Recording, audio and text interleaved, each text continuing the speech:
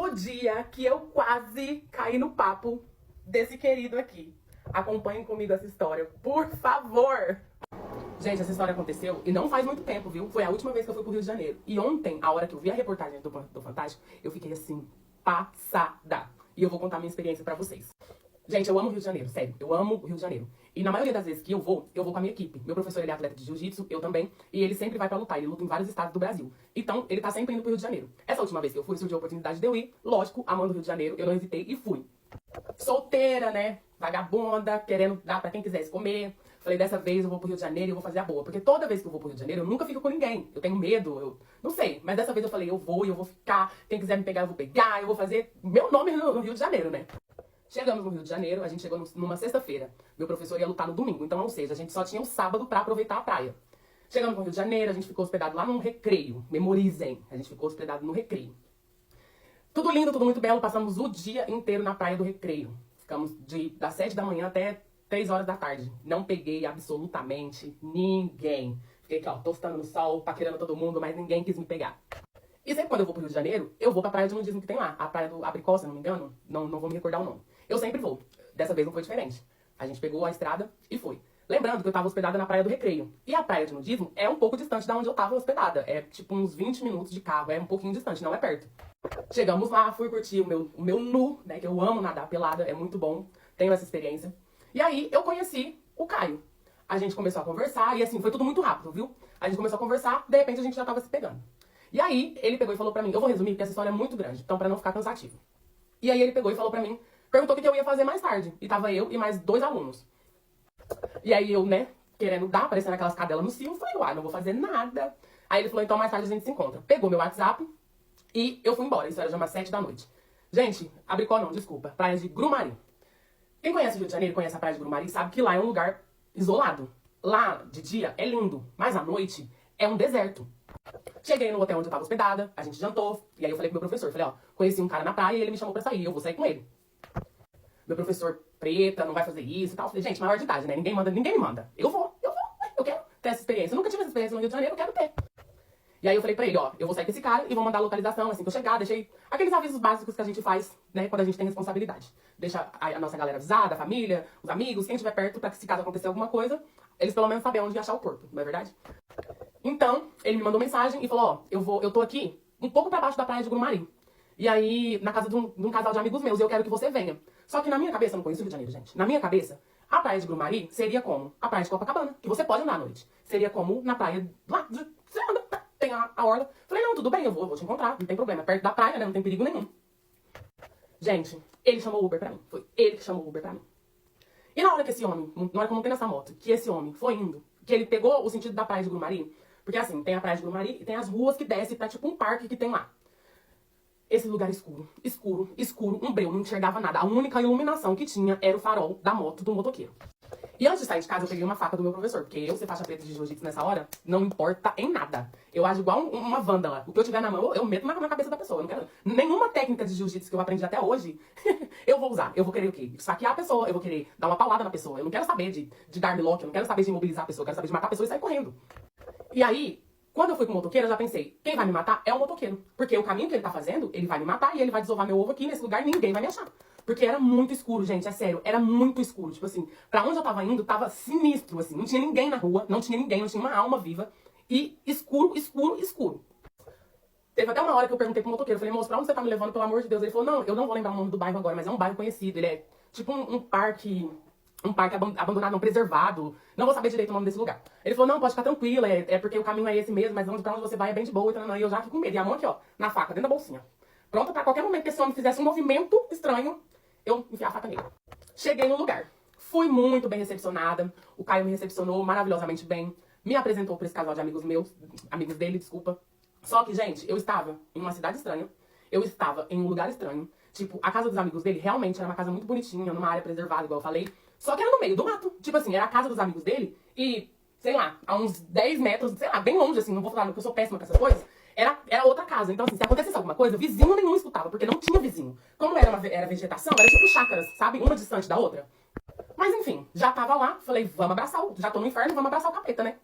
Aí a gente começou a conversar e eu saí de casa pensando, eu não vou comer nem beber nada, até porque eu já tinha jantado. E eu não vou comer nem beber nada na mão desse macho, porque se ele quiser fazer alguma coisa comigo, ele não vai ter oportunidade, porque eu não sou besta. E aí, ele insistiu muito, a gente começou a conversar, conversei com esse casal de amigos dele, e ele insistindo muito pra que eu bebesse uma cerveja. E eu não bebo e tal. Bebo sim, mas eu não queria beber lá. Ele, não, só uma e tal. Tudo bem, aceitei. Gente, ele veio com a cerveja aberta de lá de dentro da casa dele. Tipo, ele não pegou a cerveja e abriu na minha frente. Ele veio com ela aberta. Eu, como a maioria da população, tenho depressão, tenho ansiedade, tenho crise do pânico. Então, guardem essa informação. Você continua aí conversando, o papo vai maravilhoso, tá? Ele tem um papo muito bom e se identifica com tudo. Só que no meio dessa conversa, ele ficava perguntando, você tem alguma herança? Em tom de brincadeira. Você tem alguma herança? Dinheiro na conta? Que não sei o quê. Em tom de brincadeira, sabe? Querendo saber se você tinha algum bem, alguma coisa. E eu, inocente que sou, levei aquilo como brincadeira. Gente, não é possível que eu vou ter que fazer a parte 2 desse vídeo. Gente, sentada lá, de repente eu comecei a beber essa cerveja. Bebi essa cerveja. Passou um tempo, eu comecei a sentir meu corpo formigar. E eu comecei a sentir meu corpo formigar, e eu olhando assim, fixamente pra amiga dele, que eu tava conversando mais. E aí eu comecei a sentir meu corpo desfalecendo, sabe? Eu comecei a sentir uma moleza no meu corpo, uma coisa ruim, uma sensação estranha. Coisa que eu nunca tinha sentido antes, mesmo nas minhas crises de ansiedade mais forte. E aí eu fui sentindo aquela coisa esquisita, minha mão começou a suar, ficar fria, e uma sensação estranha. E nisso, eu já tinha mandado a localização pro meu professor. Foi a primeira coisa que eu fiz quando eu cheguei lá. Desci na moto, localização. E aí eu falei, gente, não tá normal, tem alguma coisa errada nisso aqui. Não tá certo o que tá acontecendo. Eu bebi uma cerveja e eu já tô bêbada, porque a sensação que eu tava muito bêbada. E que se eu fechasse o olho, eu ia cair. Gente, não vai ter jeito, eu vou ter que fazer a parte 2 desse vídeo. Parte 2 do dia que eu quase caí no papo do estelionatário sentimental. Gente, eu tô rindo agora, mas faz pouco tempo eu chorei. Então, como eu disse, eu tava sentindo meu corpo desfalecendo. E tipo, eu olhava fixamente pra ela e ela conversava comigo normalmente. E eu não entendia. Eu falava, gente, na minha cabeça eu tava num filme. Sabe a cena do filme em que a pessoa vai morrendo e a pessoa que tá conversando, que vai fazer alguma maldade com a pessoa, finge que nada acontece e continua conversando com a pessoa? Foi essa cena que... Foi isso que aconteceu. Eu aqui morrendo, desfalecendo aqui assim, e a mulher continuou conversando comigo. Eu falei, gente, eu vou apagar. E assim, cena de filme, eu vou apagar, essa mulher vai me pegar, vai, sei lá, não sei. Passou tanta coisa na minha cabeça que eu não sei. Eu não tenho todas as memórias, porque eu tenho flashes de coisas que aconteceu. Porque como eu tava num pico muito alto, eu tava acordada, mas eu não tava 100% consciente. Então eu não vou saber dizer pra vocês o que de fato eu falei, o que de fato aconteceu na sequência exata que aconteceu. Eu sei que a hora que ele pegou a água, ele trouxe pra mim, eu falei pra ele que eu tava passando muito mal. E aí ele trouxe um copo de água pra mim. Quando eu bebi a água, eu senti o meu corpo piorar. E aí eu falei, não, agora, é sério, agora. E aí eu chamei ele num canto, falei, Caio, o que foi que você me deu? Aí ele, o que foi que eu te dei o quê, garoto? Eu falei, o que você colocou na minha bebida? Porque eu tô passando muito mal e isso não é normal. E ele ficou extremamente assustado. E aí eu falei, você colocou alguma coisa na minha bebida, eu tô passando mal, eu não sou assim. E ele não coloquei nada. Aí ele pegou e já falou pros amigos dele. E aí os amigos dele ficaram super ofendidos e todo mundo virou aquela coisa e eu pálida, fraca, querendo desmaiar. Só que eu já tinha chamado meu professor. Era questão de minutos pro meu professor chegar. E eu avisei pra ele, eu falei, seja lá o que você fez, meu professor tá vindo me buscar. E ele super ofendido, ele ficou assim, assustado. Só que eu não sei se ele ficou assustado porque eu falei pra ele que eu já tinha chamado meu professor, que, sei lá, se o plano dele não deu certo, só sei que ele ficou realmente muito assustado. Eu vi no semblante dele a cara de pavor que ele ficou. E os amigos dele, não, isso na minha casa, a gente é família, né? Não sei o que, jamais faria nenhuma maldade, a gente não ia trazer você aqui pra fazer isso, e falou um monte de coisa. Meu professor chegou, ele chamou o meu professor, pediu desculpa, falou pro meu professor que eu tinha falado pra ele que eu tinha dopado ele, mas era mentira, ele jamais ia fazer isso. O povo do Rio de Janeiro é perigoso, mas ele jamais. Ali é uma casa de família e tal. Meu professor, não, pode ficar tranquilo. Ela é assim mesmo. A partir daí, eu não me recordo mais de muita coisa. Eu lembro que eu entrei dentro do carro, eu meio já mole, deitei no colo de um dos nossos alunos e fui pra UPA. Chegou lá na UPA, o rapaz falou pra mim que não tinha como me atender e tal, e eu tinha que ir em outro lugar. Como eu tenho ansiedade, eu falei, professor, eu acho que eu devo ter tido uma crise de ansiedade, né? Porque eu tô em terra estranha, lugar estranho, talvez eu tenha tido uma crise de ansiedade. Vamos embora pra casa, eu quero ir pra casa, vamos pra casa. Cheguei no hotel, meu remédio de ansiedade estava na minha mochila, tomei meu remédio, dormi. Acordei no outro dia com um texto dele. Totalmente ofendido, falou pra mim que ficou extremamente chateado. Vou tirar o print da mensagem que ele me mandou e postar aqui pra vocês verem. Ficou extremamente chateado, que aquilo ali era uma casa de família, que se eu tivesse pensado alguma maldade dele, pra eu tirar isso da minha cabeça, porque isso não existe. E eu acordei extremamente culpada, que eu falei, meu Deus, como eu fui injusta, né? O cara me tratou tão bem, meu pai eterno, o que eu fiz? Caguei no pau e sentei em cima, porque ele me tratou super bem, ele foi super recíproco, me levou pra casa dos amigos dele. Os amigos dele me trataram tão bem, e eu achando que o cara ia me dopar, sei lá, que coisa louca. Olha o que a ansiedade fez comigo. Postei um stories contando pros meus melhores amigos, falando a história toda. Gastei uma sessão inteira de terapia falando dessa história. Falei pra minha psicóloga, meu Deus, eu preciso voltar pro Rio de Janeiro. Porque eu mandei mensagem pra ele, ele mandou a mensagem, eu respondi e depois ele me bloqueou. E eu falei, eu preciso voltar pro Rio de Janeiro pra mim limpar meu nome, né? Porque, meu Deus do céu, como que a pessoa fica com uma imagem dessa de mim? Eu não sou assim, né? Eu não sou assim mesmo. E preocupada, porque eu fiz uma maldade, eu fui tão cruel com esse homem, eu fui injusta com esse homem, eu levantei falso com esse homem, né? Pois muito que bem. Passou o tempo, e eu até um tempo atrás eu ainda me sentia culpada. Hoje em dia eu namoro, graças a Deus, tá tudo certo, estou em relacionamento. Mas eu fiquei culpada por um tempo com essa história, porque eu achei que eu tinha sido injusta com ele. Pois muito que bem, muito que bem. Cheguei do trabalho ontem, que eu trabalho à noite, cheguei do trabalho de madrugada. E estou aqui olhando o vídeo no TikTok. Passando. De repente, a reportagem veio aqui, ó. Pá! Na minha cara. Quem que é o estelionatário sentimental que dá golpe nas mulheres? O Caio. Que Caio, gente? O Caio, que eu tô contando a história pra vocês todinha aqui. Ô, gente, é porque a minha cama é king. Porque eu quase caí pra trás na hora que eu vi. E eu já comecei a gritar meu namorado. Amor, amor, amor. Amor, você não sabe. E aí eu já tive que contar a história pro macho, né? Pro meu namorado. Contei a história pra ele. Falei, amor, me livrei de morrer. E aí, fica o questionamento, galera. Por quê? Será que eu tive realmente essa crise de ansiedade? Será que realmente foi coisa da minha cabeça? Ou ele realmente me dopou? E se ele me dopou, qual foi a intenção dele?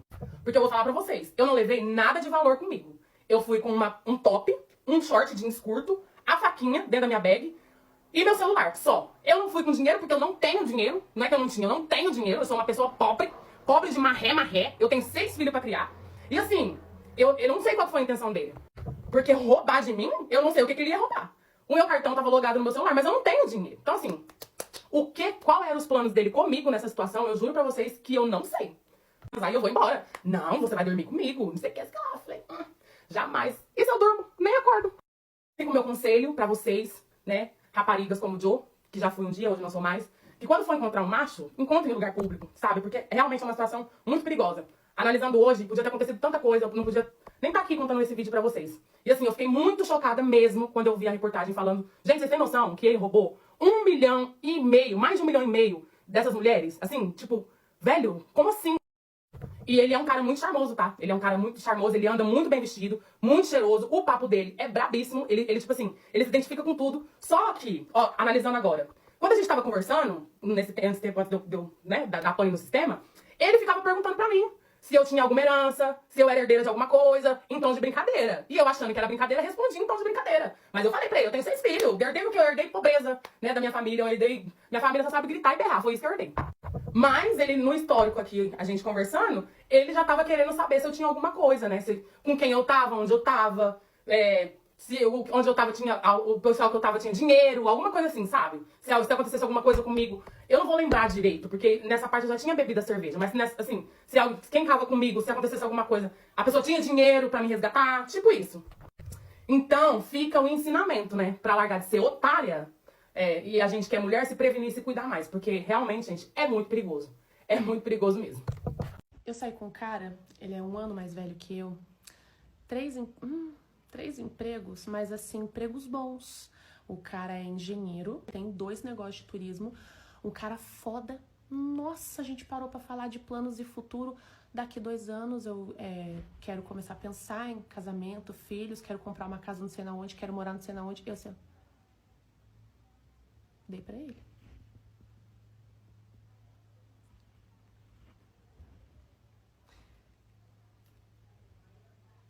Sem militância. Quando foi a última vez que você conversou com um homem com planos?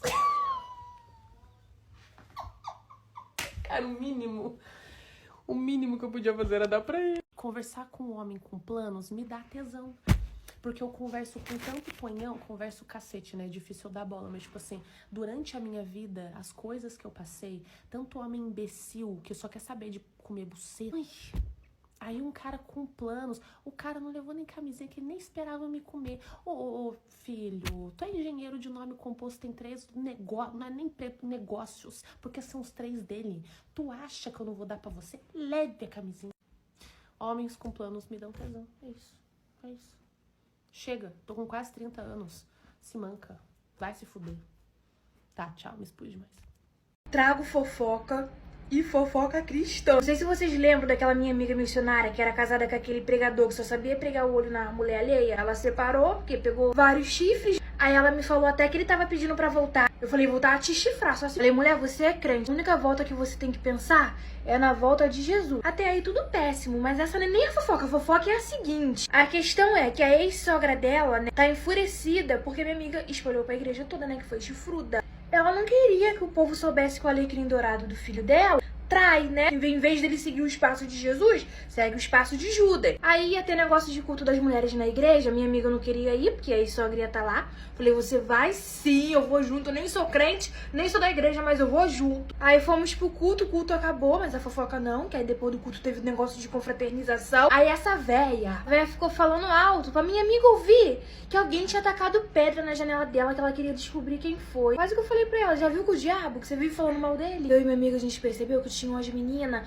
cochichando e olhando pra coroa, pra essa ex-sogra dela. A gente foi chegando perto das meninas pra poder conseguir ouvir o que elas estavam falando. A menina tava falando que quem tacou a pedra na casa dela foi a vizinha, porque ela tá de caso com o marido da vizinha. Ou seja, a vizinha tacou a pedra porque o marido dela tava tacando pau. E nisso, essa véia safada tava olhando pra cara da minha amiga com cara de deboche. Eu falei, amiga, calma aí que eu vou resolver isso agora. Cheguei perto da coroa, falei assim pra ela, ó, eu acho bom você parar de graça com a minha amiga, senão eu vou contar pra igreja toda que você tá de graça com o marido da vizinha. Fica com esse teu fogo no rabo que você vai queimar no fogo do inferno. Rapidinho aquela idosa sossegou. Foi um dia de grandes revelações naquela igreja. Oi, amor, deixa eu falar uma coisa pra vocês, gente. Se um dia eu saio com um cara e logo depois ele me manda, tipo assim, olha, deu R$ 43,90 pra cada um. Você pode me fazer o Pix? Eu imediatamente pulo de uma ponte, mas eu levo ele junto. É bom que a gente já se livra de 2 energúmenos de uma vez só. Eu, que sou a pessoa mais grossa e estúpida do mundo, e esse energúmeno que eu aceitei sair. Eu não aguento mais, gente. Entrar na internet, eu vejo um monte de conteúdo de menina que, tipo assim, o cara mandou o print. Eu vi um vídeo. Não. O cara, imediatamente no dia seguinte, mandou pra ela, tipo, o print da calculadora. Deu 43,25, tipo, um número muito quebrado. E ele falando, o Pix é meu número de celular. E ela, tipo, eu não entendi. Você tá querendo dividir? Mas você disse que ia pagar. E ele ainda fala assim, não, eu ia pagar, mas aí no final da noite você não fortaleceu.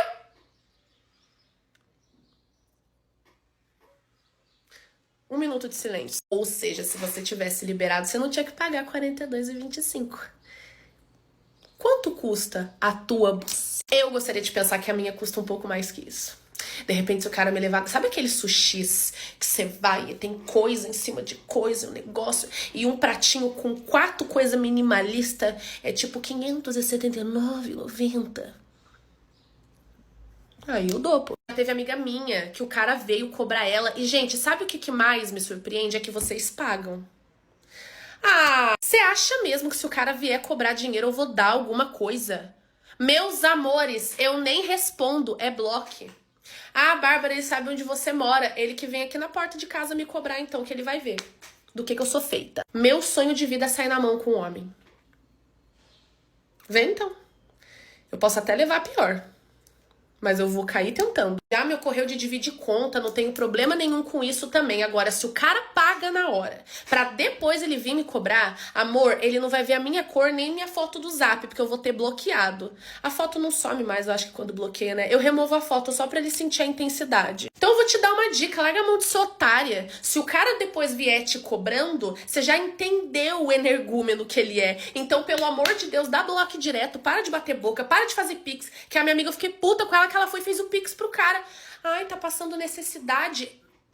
Não. Não. Não tente humilhar esse cara. Ai, você tá passando necessidade, aí você precisa de ajuda. E saiu dinheiro da sua carteira, a otária é você. E não é sobre o dinheiro, gente. É sobre o fato de que o cara não achou que você foi válida. Que você foi boa o suficiente pra ele ter gastado esses 40 pila contigo. Como é que vocês vão continuar com um cara desse? Então, perdão a quem aconselha vocês a humilharem o cara. Tipo, ai, tá passando necessidade, tá precisando de ajuda, aí que isso, que aquilo, fazer o Pix. Não faz. Ignora e some. Dinheiro sair da minha carteira por um cara que achou que eu não fui o suficiente pra ele me cobrar dinheiro. Porque ele ia pagar até o ponto que eu não dei. Ô, gente. Bloque, tá? Larga a mão de soltar. Nossa. Larga a mão de soltar. Se eu pegar vocês fazendo Pix pra macho, eu não preciso nem realizar meu sonho de sair na mão com um homem. Eu vou sair na mão é com você.